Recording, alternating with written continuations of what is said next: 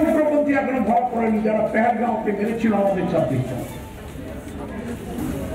আর বাংলার দিকে তাকা, ছোট্ট একটা ঘটনা ঘটলেই গেল গেল গেল রে কি সর্বনাশ। একটা উগ্রপন্থী এখনো ধরা পড়েনি যারা পেহেলগাঁওকে মেরেছিল আমাদের ছাত্রীরা। আর বাংলার দিকে তাকা, ছোট্ট একটা ঘটনা ঘটলেই গেল গেল গেল রে। প্রিয় দর্শকবৃন্দ, ভিডিওটি দেখলেন, আপনারা দেখছেন বাঙালির স্বর নিউজ মিডিয়া। বাঙালির স্বর শুধু সত্যটা কয়, কারো রক্তচক্ষুকে কুর্নিশ করে না। আজ বাঙালির স্বরে আমি রয়েছি আপনাদের সাথে ডক্টর রয়। যে ভিডিওটি দেখলেন সেটা একটা ধর্ষণ কাণ্ডের কথা বলা হয়েছে। এখানে উল্লেখ করা হয়নি যে আসলে ল কলেজের, কসবার ল কলেজের গণধর্ষণের ঘটনা, সেটা উল্লেখ করা হয়নি। যে বিবৃতিটা দেওয়া হয়েছে সেটা পশ্চিমবাংলার মমতা ব্যানার্জির ক্যাবিনেটের একজন মিনিস্টার মানস ভূঁইয়া। তিনি কংগ্রেস থেকে তৃণমূলে যোগদান করেছেন এবং তিনি শেষ মন্ত্রী। তিনি এই বক্তব্য দিয়ে যেটা বলতে চাইলেন সেটা হলো যে কোনো গণধর্ষণ কিংবা রেপের ঘটনা নিয়ে রে করে ওঠার দরকার নেই, গেল গেল গেল রে এ সমস্ত করার দরকার নেই। তিনি বুঝাতে চাইলেন প্রতিবাদ, বিক্ষোভ, সমালোচনার কোনো দরকার নেই। সরকার ঠিকই আছে, নিরাপত্তা সবই ঠিক আছে, যেভাবে চলছে এভাবেই চলবে। এটা নতুন কিছু নয়, গত 34 বছরে শুরু হয়েছিল সিপিএমের আমলে, আজকে সেটা ভয়ঙ্কর আকার ধারণ করেছে। এটা চলতে থাকবে এভাবেই, কবে শেষ হবে আমরা কেউ জানি না। মন্ত্রী এও বললেন তিনি অ্যাসেম্বলিতে আইন তৈরি করেন, মমতা ব্যানার্জির সহযোগী। তিনি পেহেলগাম অ্যাটাকের সঙ্গে, যেখানে 25-26 জন মানুষ খুন হয়েছিল সন্ত্রাসী হামলায়, সেটার সঙ্গে তুলনা টানলেন। তিনি বললেন যে এখনও পর্যন্ত টেররিস্টরা ধরা পড়েননি, রেপ তো ছোট্ট একটা ঘটনা, সেটা নিয়ে আলোচনা হোক, পেহেলগাম অ্যাটাক নিয়ে কেন ধরতে পারল না। তিনি প্রকারান্তরে এটাও বোঝাতে চাইলেন যে গণধর্ষণ হতেই পারে, রেপ হতেই পারে। হ্যাঁ, সত্যিই তো, কামদুনি, হাঁসখালি, রানাঘাট, কাকদ্বীপ, সিউড়ি, হাতরাস, কাঠুয়া, গুজরাট, বহু জায়গায় এ ধরনের, দিল্লির অভয়াকাণ্ড, এ ধরনের ঘটনা ঘটে এবং এ ধরনের ঘটনা ঘটতে থাকবে। ফলে আপনাদের এই বিবৃতি, সমালোচনা, রাত জাগো, দিন জাগো, প্রতিবাদ, মিছিল, এগুলি করার কোনো দরকার নেই। সরকার এর থেকে বেশি প্রোটেকশন দিতে পারবে না। মোদ্দা কথা হলো, তোমরা চেঁচামেচি, চিৎকার করো না। দুই একটা ঘটনা ছোট্ট ঘটনা হিসেবে ঘটে যাবে, এটা তোমরা বালিশে চোখ মাথা রেখে হজম করে যাবে। এর জন্য দুঃখ প্রকাশ কিংবা উত্তেজিত সমালোচনা করার কোনো দরকার নেই। এটাই তিনি বুঝাতে চাইলেন। তিনি কি শুধু একা? এর আগে মদন মিত্র, কল্যাণ ব্যানার্জি কি বলেছিলেন সেটা একটু শুনে নেওয়া যাক। ना नहीं घटते थे। अगर जाने का टाइम लड़की किसी को बता के जाते थे, 2 सहेलियां लेके जाते थे, ये नहीं घटते। वो जो देख रहे हम, जो गंदा काम किया, वो he had taken the advantage of the city. Madan Mitra যিনি বলতে চাইলেন সেটা হলো এই যে মেয়েটি যদি একা না যেত, সহপাঠীকে সাথে নিত, ফ্যামিলির কাউকে সাথে নিত, বাবা মা অথবা তৃণমূলের পার্টি অফিসের কাউকে নিয়ে যেত, তাহলে এ ধরনের ঘটনা ঘটতো না। তার একা যাওয়াটা, যারা এই দুষ্কর্ম ঘটিয়েছে, গণধর্ষণ ঘটিয়েছে, তাদেরকে উৎসাহিত করেছে। ফলে তিনি সচেতনভাবে বলে দিলেন যে এই যে ঘটনা ঘটেছে হেইনিয়াস ক্রাইম, গণধর্ষণের মতো একটা ঘটনা ঘটেছে, আরজিকর কাণ্ডের পরে আরও একটি ঘটনা, সৌভাগ্যবশত মেয়েটি বেঁচে আছে যার জন্য আমরা অনেক সত্য জানতে পারবো। সেটা দায়িত্ব দায় মেয়েটির নিজের, কারণ মেয়েটি একা গিয়েছে। প্রকারান্তরে তিনি এটা বোঝাতে চাইলেন যে অথরিটি, স্কুল অথরিটি, সরকারের কোনো দায় থাকলো না, দায়টা সম্পূর্ণ মেয়েটার। তিনি আরও বোঝাতে চাইলেন যে এর পরবর্তীতে আরজি করে যেমন মেয়েদের ডাক্তারদের, মহিলা ডাক্তারদের রাত্রে কাজ করা ফতোয়া দেওয়া হয়েছিল যে কাজ করা যাবে না, ঠিক একইভাবে তিনি বুঝিয়ে দিলেন মেয়েদেরকে যে তোমরা যখন ঘরের বাইরে বেরোবে, দিনে হোক রাতে হোক, তোমরা কাউকে সাথে নিয়ে বেরোবে, হয় বন্ধু, সহপাঠী, বাবা মা, কাউকে। স্কুল হোক, কলেজ হোক, ইউনিভার্সিটি হোক, অথবা কর্ম প্রতিষ্ঠান হোক। এটাতে গেল মদন মিত্র। কল্যাণ ব্যানার্জি কি বললেন সেটা একটু শুনে নেওয়া যাক। রাত জাগো দিন জাগো, নিরাপত্তার কি আছে? সব জায়গায় তো একই অবস্থা। পুরুষের মানসিকতা যদি যতক্ষণ না ঠিক হবে ততক্ষণ পর্যন্ত এগুলো ঘটবে। আপনার পলিটিক্যাল এজেন্ডা আছে, আপনি নিয়ে মাইক নিয়ে এসছেন আমরা মিডিয়া থেকে, নিরাপত্তা সবই রয়েছে, কিন্তু একজন বন্ধু যদি বান্ধবীকে রেপ করে তাহলে সেখানে নিরাপত্তা কি করে দেবে বলুন তো আমাকে? কলেজের ভেতরে যদি করে সেখানে পুলিশ থাকবে? কলেজে শিক্ষা প্রতিষ্ঠান, আরে ভাই শিক্ষা প্রতিষ্ঠানে কি পুলিশ থাকবে? আপনি বলুন না। নিরাপত্তা কাকে দেবে? নিরাপত্তা তো তার সহকর্মীরা দেবে, সেখানে সহকর্মীরাই রেপ করছে। তাহলে কল্যাণ ব্যানার্জি যেটা বললেন সেটা হলো এই যে মেয়েটির রক্ষাকর্তা হলো সহপাঠী যারা তাকে ধর্ষণ করেছে, এবং যেহেতু তার সহপাঠী ধর্ষণ করেছে, ফলে সরকার, এমপি, এমএলএ কিংবা কলেজ অথরিটির কিছু করার নেই। যতই রাত জাগো দিন জাগো, নিরাপত্তায় একই আছে, আগে যা ছিল তাই আছে এবং তাই থাকবে। বরং মেয়েদের তাদের বিরুদ্ধে লড়াই করতে হবে, যুদ্ধ করতে হবে যারা এই গণধর্ষণ ঘটিয়েছে। অর্থাৎ অথরিটির কোনো দায় নেই, সরকারের কোনো দায় নেই, দায় শুধু মেয়েদের যারা ধর্ষিত হয়েছে। আপনি এটাকে কিভাবে ব্যাখ্যা করবেন? একজন সুস্থ সমাজের সভ্য মানুষ, সুশীল সমাজের একজন এটা কি মেনে নিতে পারবেন এ ধরনের কথাবার্তা বলা? এটা কতটা অসংবেদনশীল কথাবার্তা। আমি প্রশ্ন করছি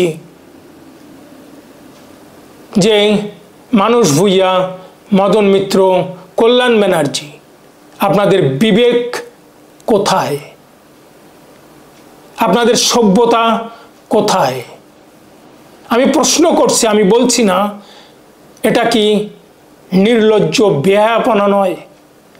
একজন মানুষ হিসেবে, একজন এমপি, এমএলএ, মিনিস্টারের কাছ থেকে পশ্চিম বাংলার মানুষ কি এটাই আশা করেছিল?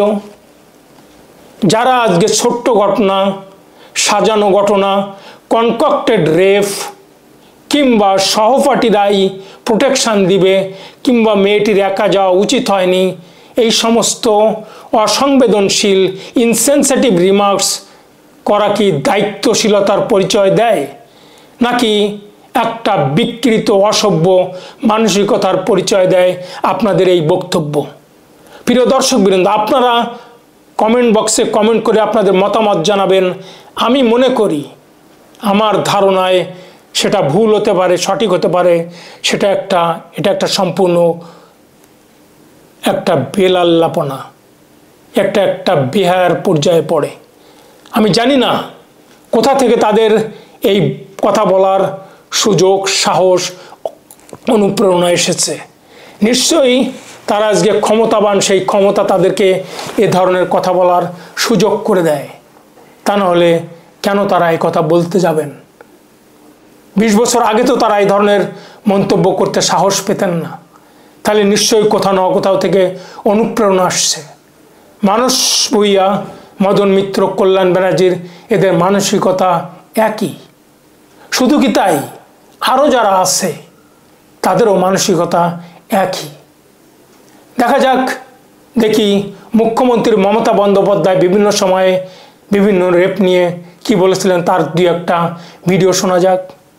তিনি কামদুনি সম্পর্কে বলেছিলেন, যা সেটা এবার শুনুন। কোটি লোক কোথাও যদি ছোট একটা ঘটনা ঘটেও সেটাকে আমরা সমর্থন করি না, নিন্দনীয় আমি সবসময় করি। আমি সারা জীবন লড়ে এসেছি।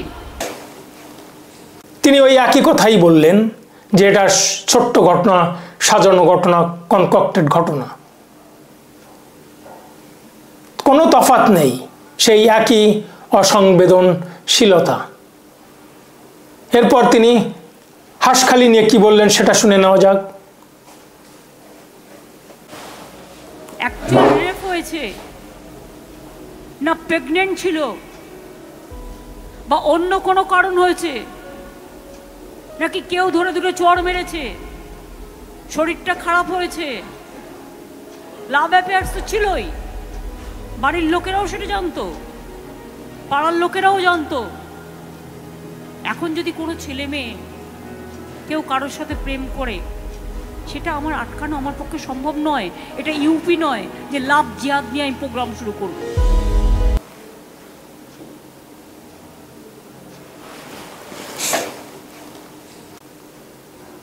তিনি বললেন যে এটি মেয়েটি প্রেগনেন্ট ছিল না লাভ অ্যাফেয়ার ছিল, এটাকে রেপ বলবেন নাকি অন্য কিছু বলবেন? তার সঙ্গে লাভ অ্যাফেয়ার ছিল, ফলে তিনি বলতে চাইলেন যে এটা রেপের ঘটনা হিসেবে তিনি বিশ্বাস করেন না। এটা হয়তো তিনি বুঝতে পারেন যে এটা ছেলে যেটা করেছে তার জন্য প্রেগনেন্ট বা অন্য কিছু সমস্যা এখানে, ফলে এটা নিয়ে সরকারকে দোষ দেওয়া যায় না কিংবা অন্য কাউকে দোষ দেওয়া যায় না। এটা একটা সাজানো ঘটনা, মিথ্যা ঘটনা হয়তো বা তার দৃষ্টিতে। এরপরে তিনি আরও একটা ভিডিওতে মিডিয়ার উপরে দোষ চাপিয়েছেন, সেই ভিডিওটাও শুনে নেওয়া যাক তিনি কি বলতে চেয়েছেন।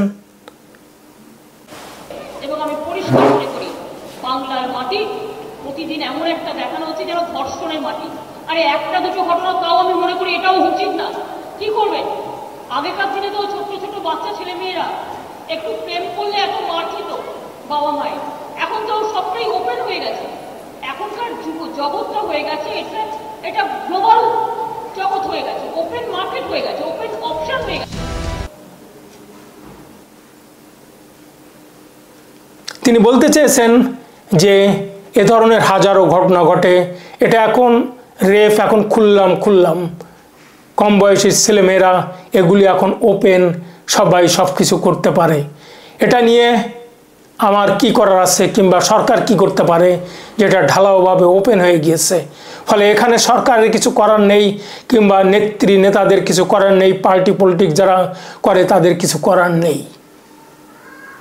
প্রিয় দর্শকবৃন্দ, মানস ভূঁইয়া, মদন মিত্র, কল্যাণ ব্যানার্জি এবং মমতা ব্যানার্জি সবই এই একই কথাবার্তা, একই অসংবেদনশীলতা।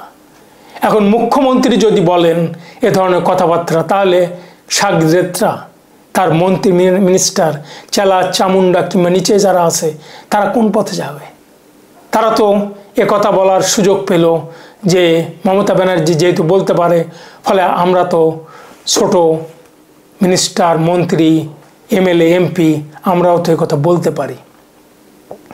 ফলে এটা একটা শেখানো বুলি বলেই আমি মনে করি, কারণ মমতা ব্যানার্জির এই একই ধরনের কথাবার্তা তাদেরকে বলতে উৎসাহিত করেছে। প্রিয় দর্শকবৃন্দ, সবগুলি ভিডিও মমতা ব্যানার্জির আমি দেখাতে পারলাম না, তবে বিভিন্ন সময় মমতা ব্যানার্জি বিভিন্ন সময় যে কথা বলেছেন রেপ সম্পর্কে, সেটা আমি আপনাদেরকে একটু পড়ে শুনিয়ে দেই। 2012 সালে পার্ক স্ট্রিট কাণ্ডে তিনি বলেছিলেন মেয়েটির চরিত্রের দোষ ছিল এবং খদ্দের সঙ্গে এটা দর কষাকষি ছিল।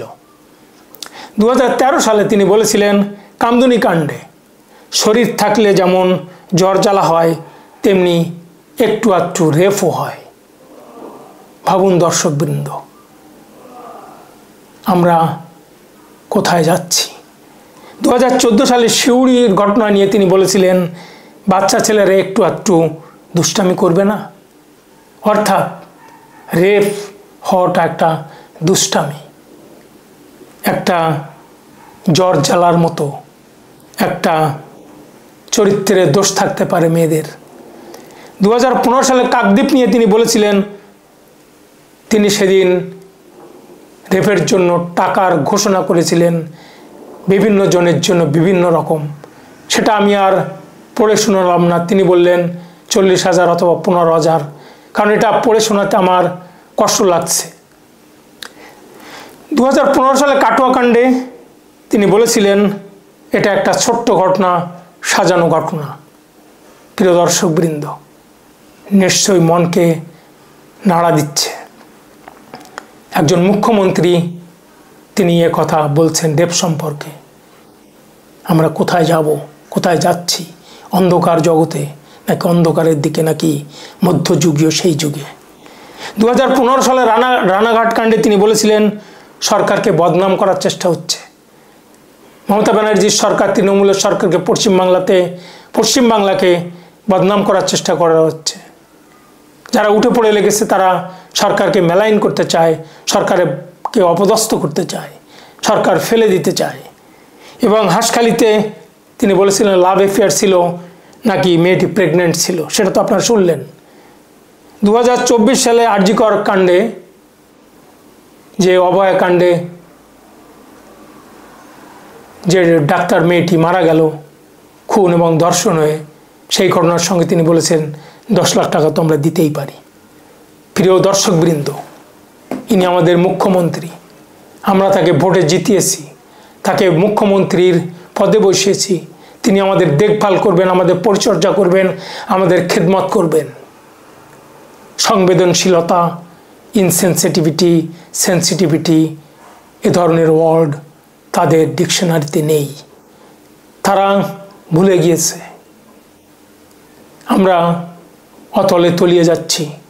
পশ্চিমবাংলার এক নূতন কালচার, এই কালচারের সাথে নিয়ে আমাদেরকে চলতে হবে।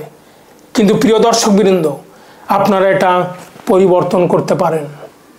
সেটা একটাই পথ, যে ভোটটি আপনারা সঠিকভাবে দিলে আজকে এই অসংবেদনশীল কথা শোনার দরকার হয় না। প্রিয় দর্শকবৃন্দ, ভিডিওটি ভালো লাগলে বাঙালির শর্ট চ্যানেলটি সাবস্ক্রাইব করে পাশে থাকা বেল আইকনটি প্রেস করুন, আর একটা লাইক দিয়ে কমেন্ট লিখুন কমেন্ট বক্সে। দেখতে থাকুন বাঙালির স্বর, আপনার স্বর। ধন্যবাদ।